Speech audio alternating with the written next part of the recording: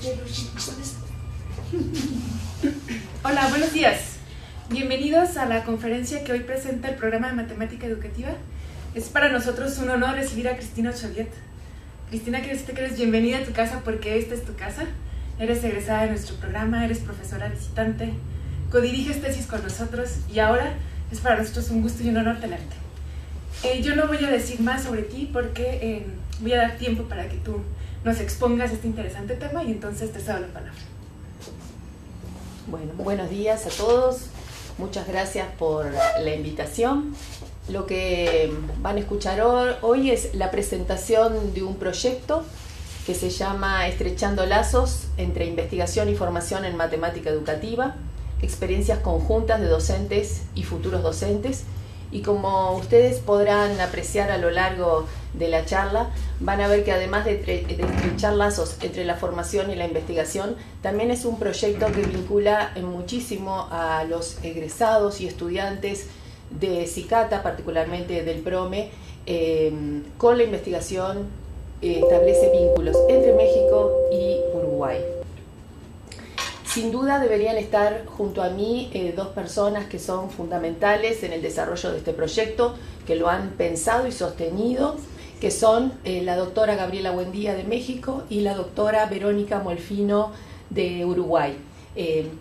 Sin duda deberían estar junto a mí. Me siento un poco rara presentando este proyecto que es bien de las tres. En principio, este proyecto puede ser entendido como una colección editorial, como una publicación de una institución que forma docentes. En este momento estoy recorriendo los distintos volúmenes. Tenemos 4 volúmenes publicados. No obstante, lo que yo quisiera a lo largo de esta charla es presentar evidencia de que estos volúmenes son tan solo el último eslabón de un proceso de formación, de trabajo colaborativo entre estudiantes y profesores de formación docente. En síntesis, Estrechando lazos es una colección editorial del Departamento de Matemática del Consejo de Formación en Educación. El Consejo de Formación en Educación es una institución uruguaya, pública, gratuita y formadora de docentes. Es la única educación pública, la única institución pública en el Uruguay que forma profesores y maestros. Quizás sería importante destacar en las características fundamentales de esta institución.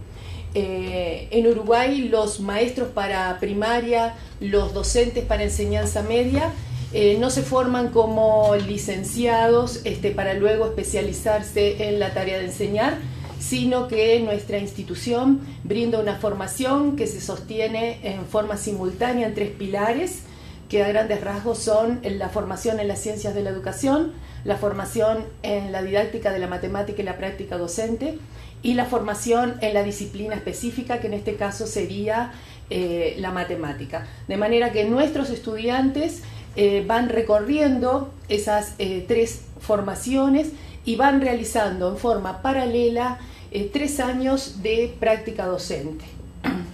Me parece esto importante destacar para que se entienda un poco más la propuesta. El comité de redacción está integrado por Gabriela Buendía, Verónica Molfino y quien les habla, y la colección está abocada a enlazar lo producido por la investigación en matemática educativa con la enseñanza y con la extensión. Veamos ahora un poco en detalle el objetivo de esta colección.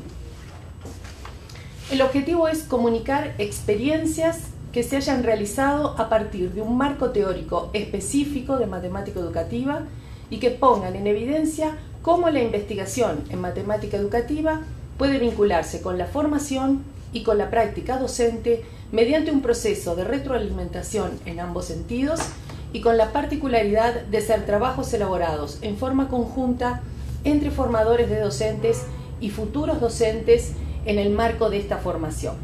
Es decir, que los trabajos que se presentan para esta publicación tienen que de alguna manera dar cuenta de un trabajo conjunto entre estudiantes y formadores. Además, ese trabajo tiene que surgir en el marco de la formación. Es decir, no son artículos que se generan porque un profesor simplemente decide escribir un proyecto, un trabajo para publicar en la revista, sino que es en los distintos procesos, ya sea en la formación de grado, en la formación de posgrado, en el seno de un trabajo de extensión, que surgen estos materiales que luego se convierten en artículos publicables. El material en bruto del que se parte son trabajos que emergen de los cursos de formación de grado, que puede ser una entrega para una materia específica, puede ser el resultado de un trabajo parcial, puede ser una experiencia, por ejemplo, de formación continua de docentes. A partir de ese trabajo, digamos, en bruto, luego se comienza a trabajar a través de sucesivas reescrituras para convertir ese material en un artículo publicable. Ahora bien, ¿por qué ubicarnos en los vínculos entre investigación y formación? Nosotros creemos que esta es una de las maneras de poder incidir en la mejora de las prácticas de aula y en el aprendizaje de los alumnos. Nosotros tenemos muy claro que de la investigación no se derivan necesariamente implicaciones para la mejora de las prácticas de aula. Lo que sucede muchas veces es que las investigaciones, las tesis, los artículos incluyen normalmente una sección que se llama implicaciones didácticas o recomendaciones didácticas o implicaciones para la enseñanza. Pero también hemos observado que esas implicaciones quedan en los papers, pero difícilmente se conectan a la práctica, ya sea porque los docentes no pueden acceder a ese tipo de bibliografía, o porque tampoco podemos pensar en la investigación como aquella que nos brinda elementos que directamente se aplican a la práctica, o bien porque los investigadores no necesariamente se abocan a la producción de material didáctico que impacte en las prácticas de aula. Entonces, nosotros entendimos que partir de recomendaciones de la investigación, partir de la lectura y comprensión de los reportes de investigación, podía ser una instancia positiva para que eso impactara en las prácticas de aula. Nuevamente tenemos que poder hacer foco en la palabra retroalimentación. No nos referimos a una mirada aplicacionista, a cómo yo obtengo a partir de un resultado una aplicación para el aula, sino cómo yo puedo acercarme a la investigación, comprender lo que se está haciendo, llevar a mi aula, poner en contraste con lo que sucede en contexto para luego volver a la investigación. En este sentido, nosotros hablamos de dos miradas. Una mirada de la investigación y cómo de allí puedo obtener información acerca de las dificultades de mis estudiantes para el aprendizaje de un determinado concepto, cómo puedo obtener insumos para lo que es el diseño de tareas, pero luego eso se contrasta con lo que sucede en el aula, en contexto, y entonces allí vuelvo a la mirada sobre el reporte de investigación. Entonces, en este sentido estamos trabajando en una mirada bidireccional, de la investigación a la práctica y también de la práctica a la investigación. Este trabajo también tiene que ver con el desarrollo incipiente de la investigación en matemática educativa en el Uruguay. Nosotros entendemos que nuestros estudiantes no se pueden formar al margen de la investigación en matemática educativa. Por ello creemos que el estudio de documentos que provengan del campo es un elemento que los va a nutrir y que les va a aportar para su práctica como docentes.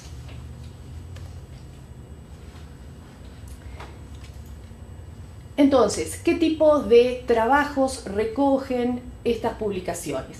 Trabajos realizados en el marco de una actividad específica de un curso. por ejemplo, en didáctica de la matemática o en análisis del discurso matemático escolar, por mencionar tan solo 2 ejemplos. Es decir, cualquier trabajo realizado en el correr de un año, en un curso, en una formación, puede convertirse en un trabajo publicable para estos volúmenes. Otra posibilidad, reportes de trabajo realizados en el marco de la extensión o de la investigación dentro del departamento de matemáticas, por ejemplo, grupos de trabajo integrados por docentes y estudios de formación, puede convertirse en un trabajo. Creemos que los artículos que incluimos en esta publicación responden preguntas como ¿cómo lograr que el conocimiento creado desde la investigación enriquezca las prácticas de aula? ¿Cómo el conocimiento creado en la práctica puede retroalimentar lo producido en la investigación? ¿Cómo puede ayudarnos una perspectiva teórica para analizar una práctica de aula? ¿Cómo puede modelarse teóricamente una práctica desde un cierto marco? Creemos que estas son algunas de las preguntas que responden estos trabajos. Me voy a referir ahora al proceso de arbitraje. En primer lugar, todos los artículos son arbitrados por el comité de redacción y solamente se publican aquellos que superan ese proceso. Pero hay algo distintivo, que es que la corrección se realiza desde una perspectiva docente. Esto es, se realizan sugerencias y comentarios con el objetivo de mejorar estos trabajos, pero con la distinción de que el trabajo puede requerir de sucesivas escrituras, reelaboraciones y no va a ser rechazado. Es decir, no sucede lo que frecuentemente acontece cuando nosotros postulamos, por ejemplo, sometemos un artículo para una publicación en una revista especializada. En este caso, los docentes y los estudiantes tienen la oportunidad, por supuesto que si así lo desean, de continuar reelaborando el escrito con las sugerencias que presentan quienes realizan las correcciones. Entonces, ese manuscrito va a ir y volver las veces que sea necesario hasta que se entienda que ha superado el proceso de arbitraje. Si no se supera este proceso, se invita a los autores a corregir los trabajos para el próximo volumen y contar así con mayores plazos y oportunidades para concretar esta publicación. ¿Por qué hacemos esto? Porque lo que nosotros queremos hacer es, primero que nada, integrar a todos los docentes y estudiantes del profesorado de matemática en este proyecto. Creemos que además es importante brindar ocasiones donde tanto los estudiantes como los docentes se puedan formar en la escritura de un artículo académico. Y entendemos entonces este proceso de arbitraje también como un proceso de formación en lo que significa presentar un artículo publicable. Voy a referirme ahora brevemente a los contenidos de estos 4 volúmenes. Seguramente en esta recorrida ustedes van a ver en los autores a muchísimos exalumnos de Cicata y también a actuales estudiantes de Cicata. En el momento en que escribieron estos artículos, fíjense ustedes que muchos de ellos, la mayoría eran estudiantes. Por ejemplo, Sofía Costa, cuando participó de la escritura del artículo infinito, límite de lo ilimitado, era estudiante de profesorado, o sea, ni siquiera era titulada, y ahora ella es estudiante de Cicata. Marcelo Astorucci también, Florencia Rivero, es decir que acá queda claro que este proyecto no solo es un proyecto de experiencia, es un proyecto que recoge experiencias de docentes y futuros docentes acerca de la enseñanza de la matemática, sino que también puede verse como un proyecto que cristaliza procesos de desarrollo profesional docente. Brevemente voy a comentar para que ustedes vean la metodología que empleamos. como en las aulas de la formación docente nosotros iniciamos el estudio de trabajos del campo bien conocidos. En el caso de Infinito, el límite de lo ilimitado, se trabajó con lo producido por Patricia Lestón, que también es exalumna de esta institución. Una experiencia de actividad geométrica en la formación inicial de profesores de matemática.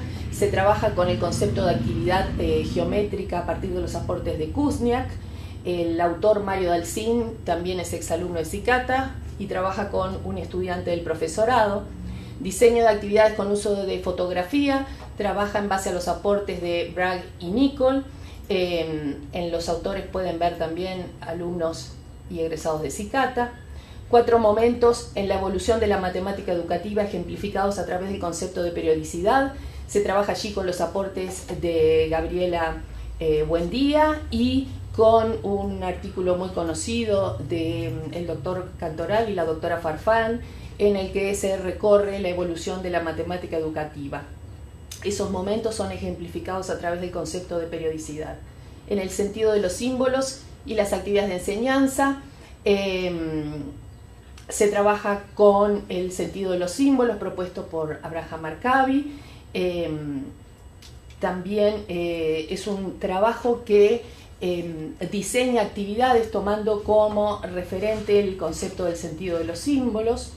¿Por qué hacemos lo que hacemos en el aula? Análisis crítico del discurso de un profesor en torno al tema trigonometría. También utiliza como herramienta metodológica el análisis del discurso de Van Dijk.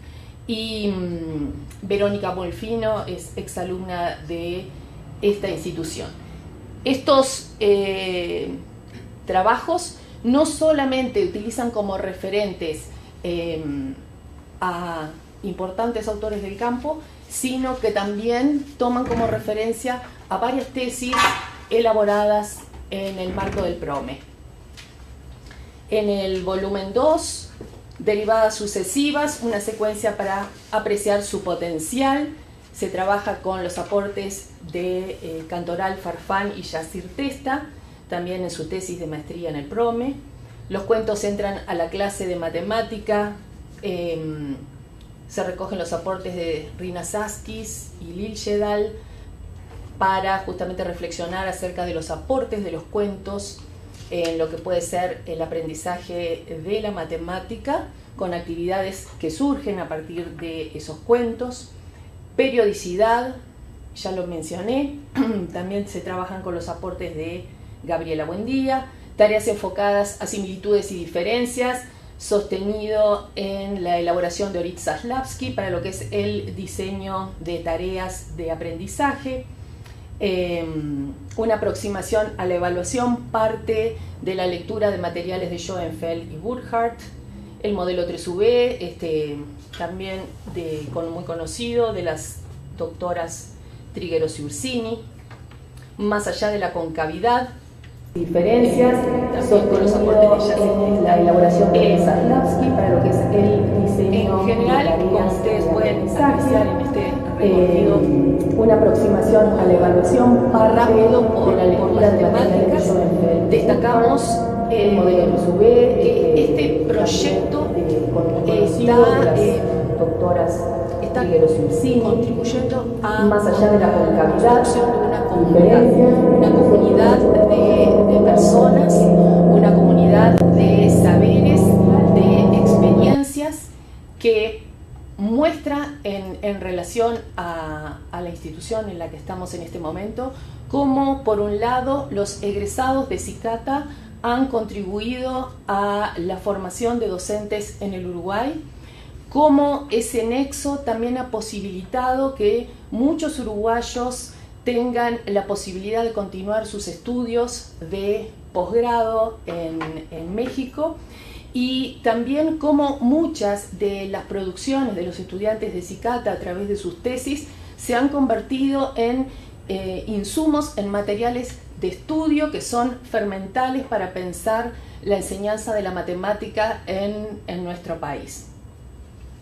En el volumen 3, el signo de igual, actividades que promueven su uso relacional, ya hay una tesis que se presentó de Sebastián Parodi en torno a ese tema, y hoy se va a presentar la tesis de Leticia Medina también en vínculo a ese tema.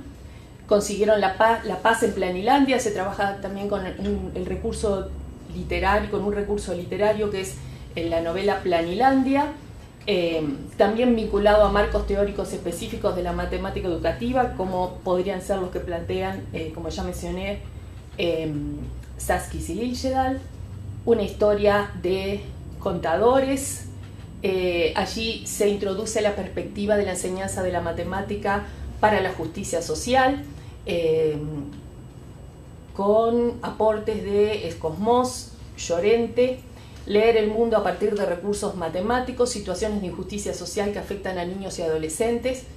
También recoge aportes de la matemática crítica para incidir no solo en el aprendizaje de la matemática, sino en lo que la matemática puede ser útil para leer las inequidades del mundo en que vivimos. Análisis de implementación de diseños y relatos de aula, diseño de una montaña rusa, una experiencia con los recorridos de estudio e investigación en la formación de profesores de matemática. Ese trabajo es bien conocido porque también surge del trabajo de tesis de Mariela Rey, exalumna de Cicata. Un análisis crítico sobre la ganancia en el mundo del mercado y Dime cuánto ganas y te diré dónde vives. También son dos trabajos que se encuadran en la perspectiva de la enseñanza de la matemática para la justicia social. Y el caso de la división entre cero es un microdiseño de investigación basado en un trabajo de Samir Tirosh. El último volumen, que es fue publicado en diciembre de 2017, está enteramente dedicado a la perspectiva de la enseñanza de la matemática para la justicia social. Allí presentamos con la doctora Verónica Molfino una puesta a punto nacional e internacional de lo que son los trabajos que han surgido en Uruguay y también una panorámica en forma sucinta a nivel internacional. Luego continuamos, todos los trabajos tienen que ver con la justicia social. En el teatro de títeres como recurso didáctico recogemos los trabajos de Marcela Ferrari para lo que es a nivel metodológico incluir el trabajo de teatro de títeres, pero este teatro de títeres genera aquí particularmente en este artículo 3 dramaturgias que tienen que ver con esa mirada hacia el entorno, es decir, no quedarnos solamente en la matemática como una disciplina para aprender, para incorporar conceptos, para desarrollar el pensamiento, sino también para poder ser críticos al entorno y a las injusticias sociales. Un mundo feliz toma allí la novela de Huxley, El lugar de la realidad en el álgebra lineal. También el estudiante Alejo Colombo, que es profesor de matemática, estudiante de posgrado, realiza una crítica de la sociedad tomando como metáfora la novela Un mundo feliz. Y luego tenemos una sección de análisis de implementación de diseños, relatos de aula, alimentación saludable, desnaturalizando lo socialmente establecido, una discusión de género, analfabetismo y afrodescendencia, casualidad o causalidad. Son todos trabajos que se enmarcan en la enseñanza de la matemática para la justicia social. En suma, en estos trabajos a lo largo de 4 años han participado más de 85 estudiantes. Es claro que no es un trabajo que abarca a la totalidad de estudiantes de profesorado de todo el país, pero sí creemos que está incidiendo fuertemente en la formación, no solo porque acerca a los estudiantes a los resultados del campo y a lo que estos resultados pueden informar acerca de las prácticas de enseñanza, sino porque también se ha constituido como una semilla que fermenta en el deseo de esos futuros docentes de continuar en el desarrollo profesional. Para terminar, voy a reflexionar un poquito sobre el diseño de las tapas. A mí las tapas, aún siendo parte de este proyecto, me generan siempre un misterio. Siempre, por más que conozco la idea original, por qué fueron seleccionadas, siempre me generan cierto misterio. Y me pregunto si, por ejemplo, bueno, ese fragmento de un cuadro de Van Gogh se eligió simplemente por decorar, si ese pez que está volando es porque está allí, si es un error, que tienen que ver esos jarroncitos con la enseñanza de la matemática, o me pregunto si el último libro es un libro de música o qué tiene que ver esa partitura con la matemática educativa. En ese sentido, nosotros entendemos, bueno, que la tapa provoca al lector y que ese misterio se devela en el prólogo. ¿Por qué? En el primer volumen utilizamos el fragmento de Almendro en Flor, que es un cuadro que pinta Van Gogh en 1890 como homenaje al nacimiento de su sobrino.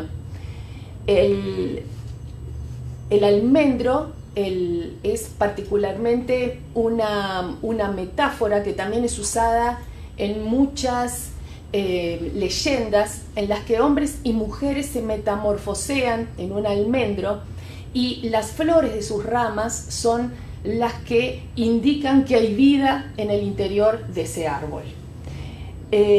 Nosotros elegimos ese fragmento del cuadro de Van Gogh particularmente, bueno, porque esta es una idea que surge en primavera, pero también porque nos da el indicio de algo nuevo. Es la primera vez que en la formación de profesores del Uruguay se realiza un trabajo de esta naturaleza.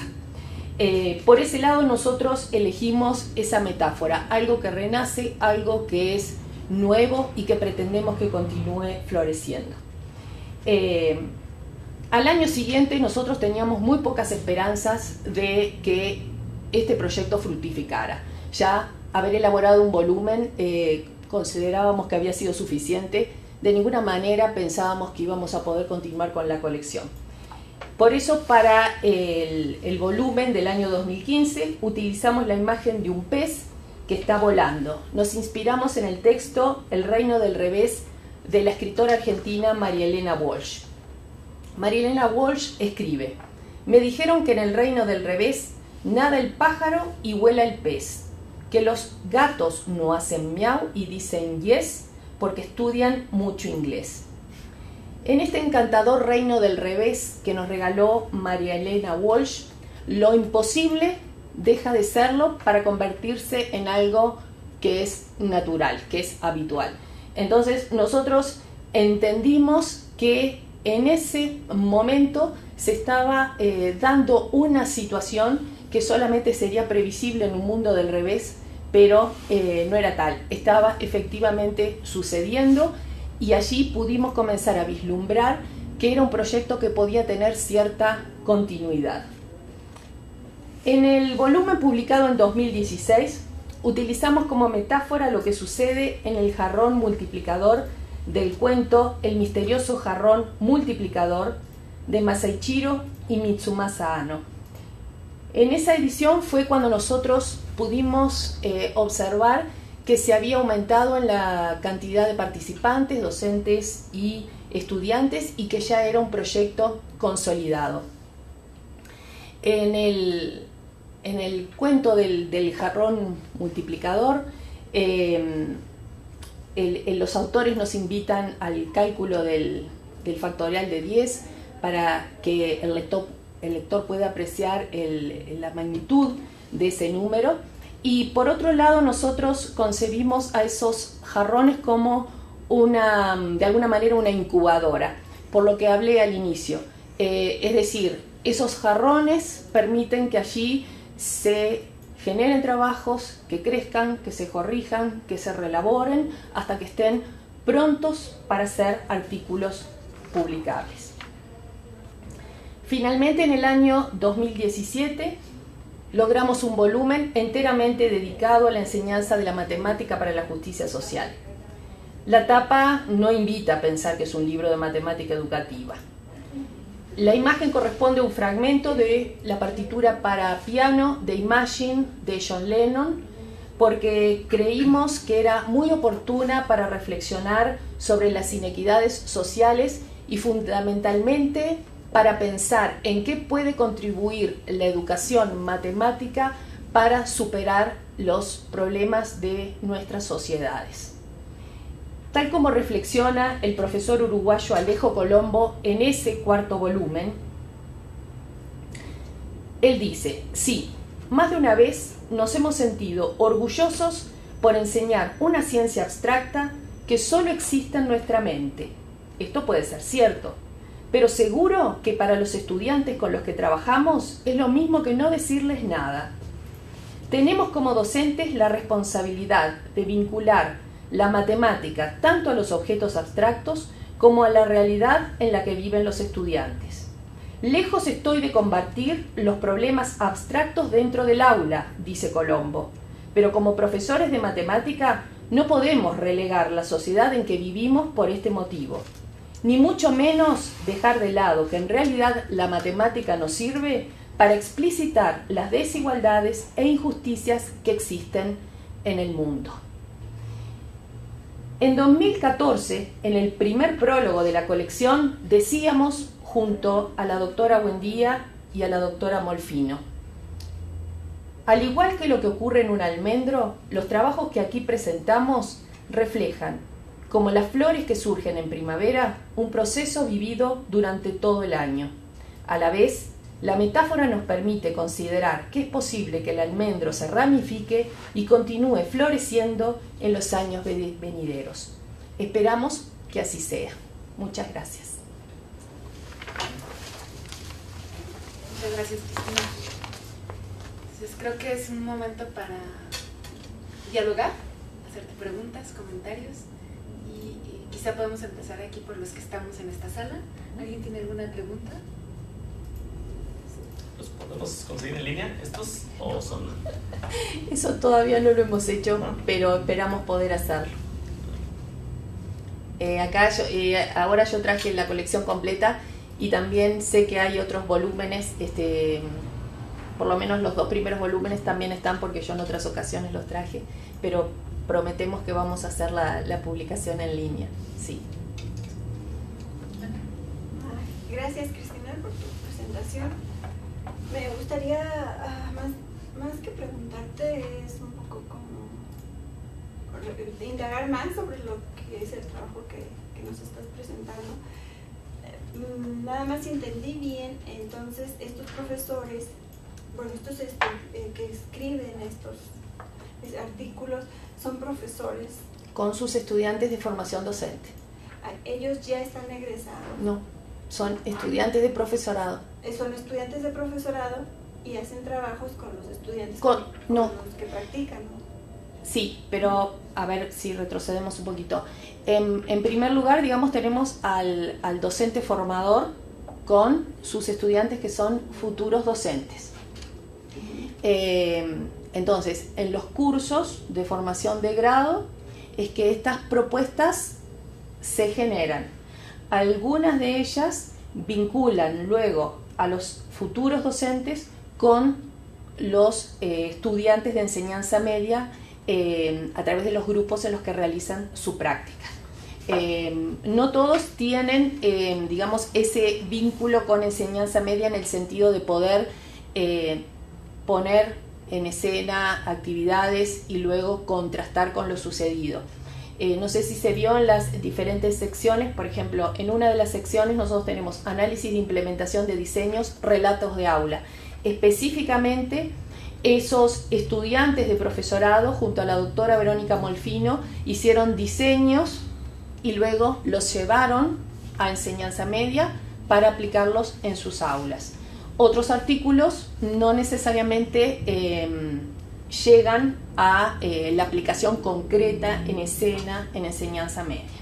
Entonces estamos hablando de tres grandes grupos: los formadores los educadores, de los profesores en formación, y en algunas ocasiones vinculan el trabajo del estudiante de aula para el nivel que se está formando el profesor.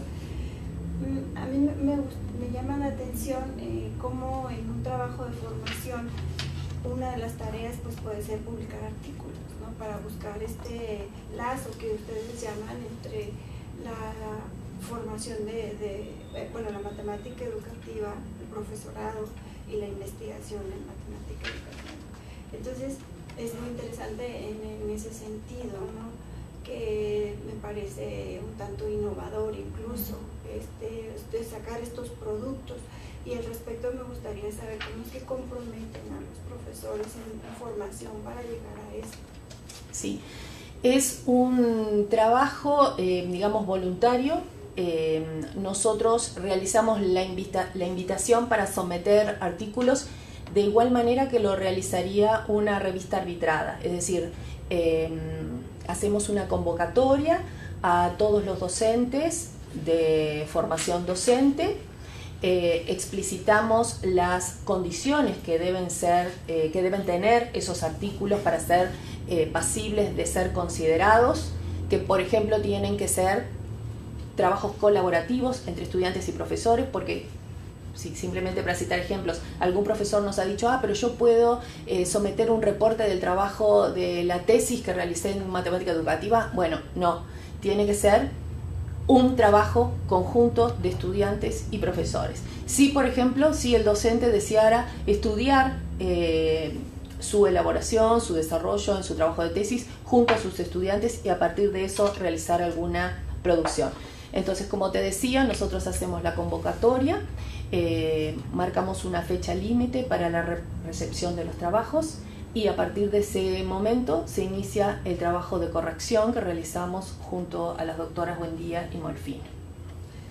Y derivado de esto, la siguiente pregunta es, si tuvieras que enumerar al menos 3 mecanismos que consideres son los que están permitiendo hacer este lazo entre la investigación en educación matemática y el profesorado, ¿cuáles serían?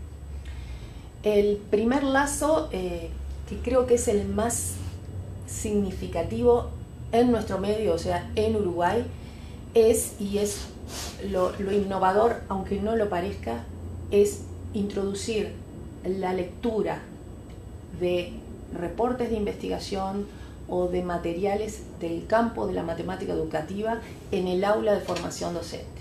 ¿En qué sentido se da esa introducción? Eso es lo fermental. Por ejemplo, suponte que en didáctica de la matemática yo tengo varios practicantes que están realizando su práctica docente con un grupo a cargo en enseñanza media. Bueno, entonces esos futuros profesores necesitan planificar sus clases. Para ello necesitan pensar actividades para proponer a sus estudiantes. En particular nos interesa que sean actividades ricas. Bueno, ¿qué hacemos? Por ejemplo, elegimos trabajar con la idea de problemas de final abierto a partir de los aportes de Orit Zaslavsky. Entonces, ¿qué hacemos? Tomamos 2 artículos de Orit Zaslavsky, los analizamos, los estudiamos, tratamos de comprender la perspectiva de la autora, cuál es la riqueza que se genera en tornar un problema de respuesta cerrada a un problema de final abierto. En la clase como ejercicio trabajamos cómo intervenir un problema, por ejemplo, tomado de un texto de estudio de los alumnos para convertirlo en problema de final abierto. Es una tarea que le cuesta a los estudiantes, lo vamos trabajando de a poco hasta obtener cierta actividad, cierta tarea para el alumno de enseñanza media y luego el practicante o futuro profesor lo puede trabajar en su aula. Entonces, nosotros hicimos toda una reflexión a partir de una referente del campo y eso se va a traducir en un elemento que puede ser parte de una práctica de aula. En general, esa es la metodología de trabajo. En los casos, por ejemplo, de la doctora Verónica Molfino, ella trabajó con la tesis de Yacir Testa también. Se lee la tesis, se analiza sus implicaciones, se trata de comprender y luego a partir de ello, ya sea que se elaboran secuencias o para la enseñanza o también para proponer a diferentes estudiantes para ver si se encuentran las mismas dificultades que fueron reportadas en el trabajo de tesis y poner allí en contraste lo que sucede en contexto con lo que sucedió en la investigación. Entonces yo creo que eso es realmente lo fermental. Quizás no parezca, digamos, una idea muy original, pero quizás por nuestra tradición nosotros estábamos, y digo nosotros porque yo también soy egresada de Consejo de Formación en Educación, estábamos muy acostumbrados a que fuimos formados con profesores que nos recomendaban ciertas formas de hacer en el aula, un poco basados en la tradición o en lo que ellos entendían que era mejor para los estudiantes de enseñanza media. Pero nosotros durante la formación tuvimos muy pocas oportunidades de acceder a documentos fermentales del campo. Un poco por nuestra edad y porque este campo es un campo nuevo, pero no queremos que pase lo mismo con nuestros estudiantes. Como yo les decía, la investigación en matemática educativa en Uruguay es muy incipiente. Entonces nosotros creemos fundamental transmitir que existe un campo, que hay producciones, qué es lo que se estudia, cómo se estudia y establecer ese ida y vuelta. No sé si por ahí. Sí, está bien. Muchas gracias. Isaías, ¿quieres preguntar? Sí. Gracias, Cristina, por tu exposición, es muy clara y además es un bonito ejemplo de lo que se pueden hacer en otros programas, por ejemplo el nuestro, aunque lo intentamos, pero este es un ejercicio muy, muy interesante y bonito que hacen ustedes. Más que preguntas, pues son algunas preguntas, pero a manera, claro, de reflexión. Yo entiendo que no habían pensado, lanzaron el primer volumen y tú lo dijiste, no pensaban hacerlo, pero ahora llevan 4. Ahora ya con esta inercia, piensan hacer otros volúmenes. Sí. ¿De qué características? Sí, ya está planificado el 5º volumen y va a tener idénticas características. Nuestro deseo es continuar con esta colección, por supuesto haciendo la publicación online, que eso es un debe que tenemos, pero nos parece muy interesante la perspectiva que hemos adoptado y por ahora nos vamos a mantener en esta línea, ¿no? de esos vínculos entre formación e investigación, pero ya está planificado el 5º volumen y se va a publicar en diciembre de 2018. Estos son cada año, ¿verdad? Exactamente, es un volumen anual. Sí. Hay una proyección no solo anual, hay una proyección, por ejemplo, hacia una década. Yo sé que puede ser ambicioso, pero a lo que voy es que cuando cuando hay publicaciones de este tipo, me da la impresión que muchas de las editoriales, voy a hablar de editoriales grandes como internacionales como Springer u otras, me parece que tienen proyectos ambiciosos en el sentido de llegar a una población amplia y además incidir, en este caso en prácticas muy específicas como la enseñanza de las matemáticas. Yo entiendo que uno de los principales objetivos de este trabajo es que los estudiantes, futuros profesores, se formen también como investigadores y la manera que hemos encontrado los humanos de reportar las investigaciones es por escrito, porque también se pueden hacer verbales, pues, sí, claro. O sea, la transmisión del conocimiento también puede ser por ese medio, pero lo escrito, por lo menos en nuestras culturas occidentales, yo creo que ha sido la mejor manera. Y lo hacía la reflexión en una proyección porque pudiera ser, no sé, ya tú me dirás, pudiera ser que esta inercia la aprovechen para que no solo se quede en una etapa, es decir, a mí en lo particular me gustaría ver esta serie de volúmenes durante mucho tiempo con una finalidad, un objetivo, ya lo tienen, es este, pero quizá otro más específico o más general en cuanto a la incidencia en el aula, por ejemplo, no solo en la formación de profesores, sino en el mejoramiento del aprendizaje, por ejemplo, de las matemáticas. Sí, en referencia a lo que dices, sí, es claro que nosotros tendríamos que focalizarnos estratégicamente en la difusión de estos materiales, por ejemplo, hacia el profesorado en general.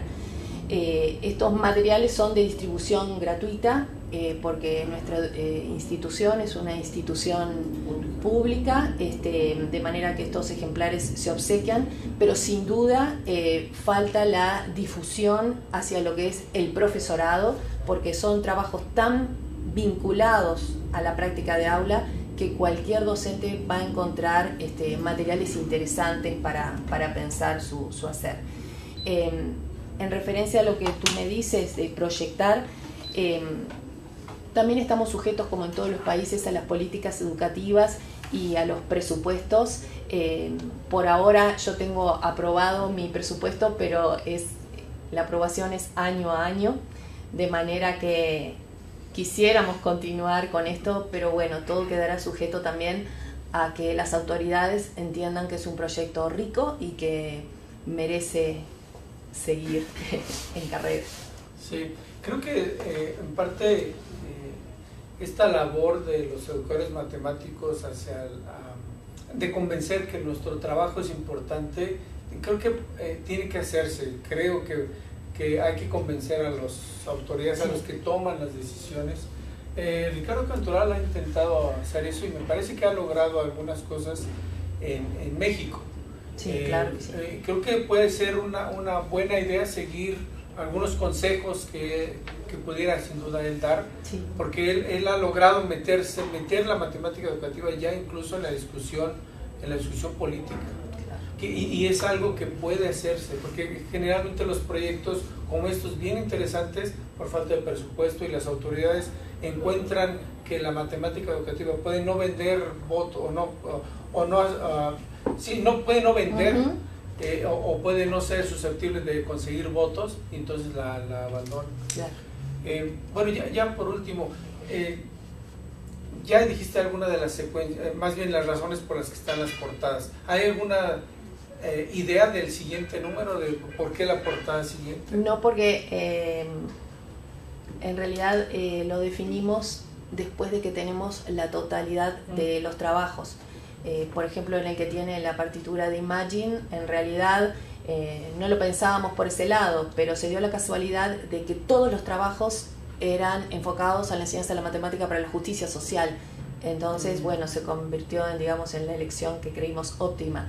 Pero un poco eso, vamos a esperar a tener la totalidad de los trabajos, luego definir posibles secciones, o sea, agrupaciones de esos artículos, y ver si podemos encontrar alguna característica común que amerite la elección de la portada. Yeah.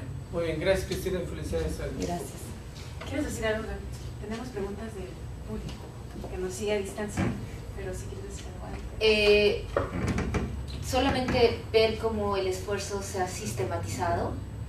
A partir del volumen 3, 4 ya se pueden hablar de secciones, se ve un rumbo, se ve una organización, porque hay un interés, ¿no? Hay un interés tanto de los autores como de los editores y como de muchas personas que han conocido estos materiales. Una de las cosas que yo sí quisiera enfatizar es que estos materiales se conocen ya en muchos lados, en muchos núcleos académicos de México, porque invitan a que otros núcleos que también trabajan con formadores y formadores de formadores, se vea que sí es factible que tus ideas, tus propuestas durante tu proceso de formación, no nada más cuando terminas, no nada más para las tesis, sino cuando te estás formando, sí pueden cristalizarse en documentos escritos siguiendo la tradición que mencionaba mi colega, pero que además sí se puede hacer, o sea, no tienes que esperar a tener un trabajo de investigación terminado, puede irse gestando. Y lo que se ha hecho a la luz del programa que menciona Cristina en Uruguay debería poderse hacer en otros programas. Pero ¿cómo alienta decía también mi colega, cómo alientas a eso? Bueno, ahorita hay una manera muy clara, además de las que mencionó Cristina, que es con el ejemplo. O sea, cuando muestra uno la colección y dice, mira, si se puede, hay otro núcleo que se va a animar y lo va a hacer, y entonces esa es otra manera de mostrar, con ejemplos reales y concisos. El esfuerzo es considerable, el esfuerzo es importante, pero hoy está cristalizado y vemos que por supuesto vale la pena. Eso diría yo. Leticia, ¿tú qué has sido doctora? ¿Quieres decir algo? Bueno, con respecto a cómo se logra, las profesoras vienen y dicen, quieren con algo que ya teníamos producido, por ejemplo, en el caso no te nuestro, obligan, puedes decirlo. no, por eso, puedes decir que no. Es más, algunos compañeros no llevaron a cabo la publicación, pero nosotros habíamos trabajado sobre las tareas de final abierto, y habíamos creado como nuevas ideas en relación a cómo podíamos construir ese tipo de problemas. Y bueno, y nos invitaron así, ¿quieren participar? Y bueno, y sí, fue excelente la experiencia porque nos vamos como ayudando unos a otros. Para mí era la primera experiencia en publicación y es impresionante las ganas que le viene a uno de participar de ese tipo de cosas, en conjunto, con apoyo de compañeros, y sabemos que tenemos el respaldo del docente.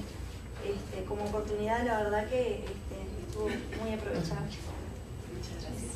Bueno, tenemos varias preguntas, pero yo quiero decir, antes de leerlas, que ha sido un gusto ver que hay un granito del programa, ¿no?, en estos materiales. Y fíjense que trabajar en línea tiene pues muchos elementos gratos y nosotros podemos ver muchas potencialidades de este programa, pero algo que es difícil para nosotros es no ver lo que pasa después.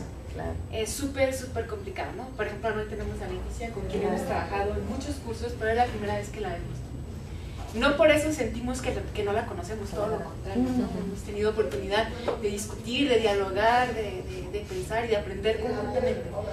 Pero hay algo que la educación en línea no te permite, y es ver los alcances del programa, la semilla que va sembrando, y como a nosotros no nos toca ver pues ese almendro en flor, es muy difícil, y verlo hoy, reconocer los nombres, ha sido pues muy emocionante, muy emotivo, y yo voy a aprovechar para hacer un comercial a todos nuestros estudiantes y egresados. Estamos pues intentando darles un espacio que merecen, por supuesto que es súper importante para nosotros en la página del programa, porque queremos que nos compartan todos estos logros y bueno, también las preocupaciones, las dificultades, pero particularmente todo lo que van haciendo como egresados nos importa mucho, y queremos que lo compartan. Es todavía un caballito de batalla con nuestros estudiantes, decirles que la página es muy importante para este posgrado, ¿no? Y también las redes sociales, pero sobre todo la página web, porque es su casa, ¿no? Y es la manera de que nosotros podamos ver qué pasa con ellos y qué sigue pasando y qué necesitamos hacer para tener también esas necesidades. Entonces, antes de darte la palabra, voy a decirte, porque hay este comentario que no sé, Leti, si me lo mandaste completo, el de Roberto Centeno. Sí. Porque aquí ver más, pero yo no veo más. ¿Ah, sí? A ver, déjalo. Pero empieza diciendo, interesante proyecto, sería bueno que los docentes plantearan las problemáticas que surgen en las aulas para que los investigadores tomasen cartas en el asunto y sus trabajos tuvieran un mayor impacto. Creo que un poco... en beneficio de los estudiantes. En beneficio de los estudiantes. Un poco Roberto hace quizá alusión como a otra parte que no alcanzaste a decir en la pregunta que te hacía Ana, ¿no? Pero, y que yo un poco voy a ayudar a hacer esta pregunta que siento ahí muy fuerte, que es cómo la investigación en educación matemática considera las necesidades de los profesores. Un poco como al revés, ¿no? Bueno, estos son resultados y podemos hacerlos llegar, pero luego cómo las necesidades se vuelven objetos de estudio. Sí, esto lo conversábamos hace unos días con Gabriela Buendía. Yo siento muchas veces lo mismo que menciona el profesor, sobre todo que muchas problemáticas abordadas por tesis de maestría e inclusive doctorales abordan problemas que son, podría catalogarlos de invenciones. O sea, yo tengo muchos años, tengo más de 30 años de trabajo en aula de enseñanza media, y a partir de ese conocimiento, yo cuando leo los trabajos puedo darme cuenta cuán cercano es eso que se investiga a un problema real de aula, una dificultad, un error persistente en los estudiantes, etcétera, etcétera. Yo creo que eso tiene mucho que ver con los trayectos de quienes se forman en matemática educativa e investigan. Como mencionaba, en el caso de Uruguay, todos los participantes tienen trayectoria en enseñanza media, todos. Es muy difícil que nosotros pensemos algo que no provenga del problema de aula, porque todos nosotros, todos fuimos primero maestros de aula, todos. Oye, Cristina, no nos formamos como investigadores. Perdón, entonces... tengo ahí una... Pero ¿no pasa que a veces en tu práctica diaria no ves necesidades? Sí, por supuesto. ¿No alcanzas a explicitarlas? Por supuesto. Por ejemplo, mi tesis de maestría surge a partir de un problema que yo encontraba en mi aula cuando enseñaba a resolver ecuaciones de segundo grado. Era un problema que encontraba todos los años al enseñar cómo verificar una ecuación en la que la expresión de polinómica aparece factorizada. Y eso, yo decía, no puede ser. Bueno, y ese fue un tema que tomé y lo analicé. Y así ha sucedido en general con todos los trabajos de Uruguay. Tienen un fuerte vínculo a la práctica. Por eso, en relación a lo que dice el profesor, a mí me cuesta imaginar cómo una persona que, por ejemplo, se ha formado en una licenciatura en matemática y luego hace un posgrado en matemática educativa y no ha transitado en la arena, como dicen algunos, cómo esa persona puede tomar conocimiento de lo que es una dificultad real de un chico de 13 años que está aprendiendo a resolver una ecuación de primer grado. Entonces, yo creo que el nudo de la situación está allí. Y también tiene que ver con algo que dice Whitman, cuando él plantea que la educación matemática quizás debería convertirse en una ciencia del diseño, porque él dice que algunos investigadores consideran que abocarse a la producción de material didáctico no es del todo bien visto para un investigador. Entonces, ese artículo de Whitman, donde él reflexiona sobre eso, y que particularmente lo estudiamos acá, al menos cuando yo fui estudiante, creo que ofrece una excelente perspectiva para ver que es muy importante trabajar en el diseño de actividades, en su puesta en escena, en ver qué es lo que pasa con los estudiantes. Entonces, para mí el nudo está allí, el vínculo que tiene quien investiga con el aula, cuán cerca está del aula. Allí es donde se permea o no. Aunque yo le veo todavía un poco más grado de complejidad, porque creo que hay necesidades, es que decía, que a veces uno no percibe. Por ejemplo, ¿no? Ahora que estoy como muy influenciada por ciertos trabajos que estamos haciendo sobre las prácticas lingüísticas, es decir, muchos profesores e investigadores no somos conscientes de que las prácticas lingüísticas en torno a la actividad matemática pues tienen diferentes como tipos de lenguaje que intervienen. Por ejemplo, hay una idea de que en la lengua cotidiana uno no hace matemáticas. Uno hace matemáticas cuando escribe símbolos, por ejemplo, ¿no? Y entonces yo creo que a veces es muy difícil que el profesor se dé cuenta que eso no es verdad, ¿no? Bueno, aquí tenemos en el canal de YouTube la conferencia que dio el doctor Moreno, donde hay un pasaje precioso que me encanta de su conferencia, donde él dice cómo hablan los matemáticos para compartir ideas y que no tiene nada que ver con lenguaje simbólico, ¿no? De hecho, él hace cosas así como, hablan de funciones, ¿sabes? Me estoy pensando en esta función que va hacia, y me acaban la frase, sí, ya sé cuál, ¿no? Y finalmente están expresando ideas matemáticas y se comprenden, y en el aula de repente no podemos darle cabida a eso, ¿no? A un estudiante le exigimos, a ver, usted está hablando de una función, exprésese por favor, ¿sí? Entonces creo que yo coincido en lo que tú señalas, pero me parece que a veces como formadores tenemos también que llegar a identificar esas necesidades que no son tan visibles, ¿no? Sí. Y que a veces no nos damos cuenta que están ahí. Sí, lo que pasa que a mí quizás, pensando ahora en voz alta, quizás el proceso sea un poco al revés, porque una cosa es si yo tengo que convencer al profesor o hacerle ver que los problemas que tiene en el aula, por ejemplo, pueden deberse a temas vinculados a lo lingüístico, pues, o, a ver, puede ser que en tu aula pero yo lo veo distinto. Seguramente el profesor de aula no esté del todo preocupado por los lenguajes, sí puede traer él un problema concreto. Por ejemplo, mis estudiantes no pueden escribir una definición utilizando lenguaje simbólico matemático en forma correcta. O mis estudiantes prefieren escribir con palabras y no desean adoptar el lenguaje matemático. O cuando pido que me describan un gráfico, me dicen sube y baja, corta, en lugar de utilizar los conceptos matemáticos adecuados. Entonces, creo que es como eso, bueno, a ver, si dicen sube y baja, ¿qué puede ser que estén pensando? ¿Por qué lo dirán?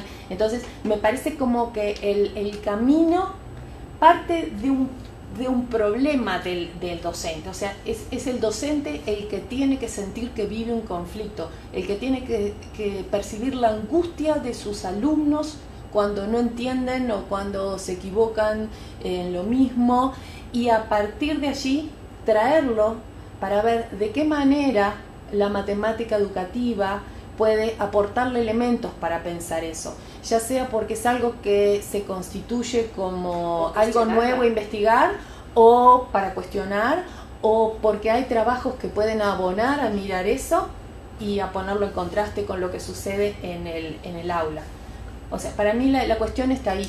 O sea, yo no tengo que convencer al profesor de que él tiene un problema, sino que yo tengo que partir de la raíz del problema, de la inquietud del profesor, para traerlo al terreno más de la matemática más profesional, por decirlo de alguna manera, del investigador en matemática educativa. Porque, perdón, no quiero continuar. Me recuerdo ahora, el año pasado, Abraham Arcabi visitó Uruguay y él nos decía, los profesores en Israel no quieren saber nada con la investigación. Si yo menciono la palabra investigación en un taller con profesores, perdí todo. Entonces están trabajando con otra perspectiva que es muy distinta de esta, donde ellos se abocan a por supuesto ustedes conocen el proyecto del doctor Arcabi, a la filmación de videos, al análisis de la práctica del docente a partir de videos y de la elección de determinadas lentes para mirar por qué el docente toma determinadas decisiones, qué significan a nivel de las creencias esas decisiones que ha tomado, cómo impactan en los estudiantes, por qué decide preguntar tal o cual cosa y no tal otra. Entonces, digo, eso lo evoqué porque en ese contexto particular, si habláramos de investigación, todo está perdido. Entonces, se han buscado las maneras que, cuidado, también generan investigación, pero desde otra perspectiva. Yo al docente lo estoy ayudando a reflexionar sobre su práctica a través de determinados instrumentos. Sí, bueno, yo hay una parte que no comparto del todo, pero No, digo, son pero lo hablaremos en ideas. el café. Tienes otras preguntas. A ver, Adriana Gómez Reyes, que es estudiante de doctorado del programa, dice: existen diversos seminarios en línea que buscan fortalecer este vínculo entre la investigación y el trabajo en el aula, pero resulta muy difícil medir el logro en esta vinculación. Creo que el trabajo con los profesores de formación es un punto crítico para lograr este vínculo. La pregunta que te hace es: ¿tienen alguna recomendación para fortalecer y aprovechar estos recursos? Y de cómo hacer un seguimiento que permita lograr visibilidad en las instituciones. No, sin duda no lo tenemos, ese es un punto débil. Una segunda fase de este proyecto sería lo que hoy comentamos, se vincula algo que mencionaron aquí, que es cómo establecer mayores vínculos con el profesorado y no solo a nivel de lo que es la institución de formación docente. Sin duda es algo pendiente que tenemos que hacerlo. Es una reflexión que nos toca hacer. Sí. José Paul Carrasco te dice: saludos antes de que se me acabe la pila del cel. Sé que te están siguiendo en todos los medios tecnológicos. Cristina Rochani, estudiante de la universidad, compañera de Leticia. ¿Tú la conoces? Sí, es docente uruguaya. Sí, bueno, nosotros la conocemos también, pero no como tú. Personalmente, el pensar en realizar una formación en matemática educativa surge de observar año tras año determinados problemas en el aula, errores o dificultades que presentaban mis alumnos todos los años, a pesar de haber trabajado sobre ellos. Un poco lo que tú Lo que decíamos, más o menos en la misma línea. Sí. Lucio Arce: hola, buenos días. ¿Dónde puedo conseguir los materiales? A ver, Cristina, viene como secundando a Gabriel. Bueno, van a quedar en la biblioteca de Cicata y prometemos que los vamos a publicar en línea. Muy bien, precioso. Se me hace muy atractivo hacer que el docente de aula se convierta en un investigador. Y, a ver, Adriana te decía otra cosa. Como docente siempre es el ejemplo la mejor forma de enseñanza, pero eso implica un fuerte compromiso. Un abrazo, Gaby. Gracias. Y sí, es un fuerte compromiso, es creer que lo que haces puede trascender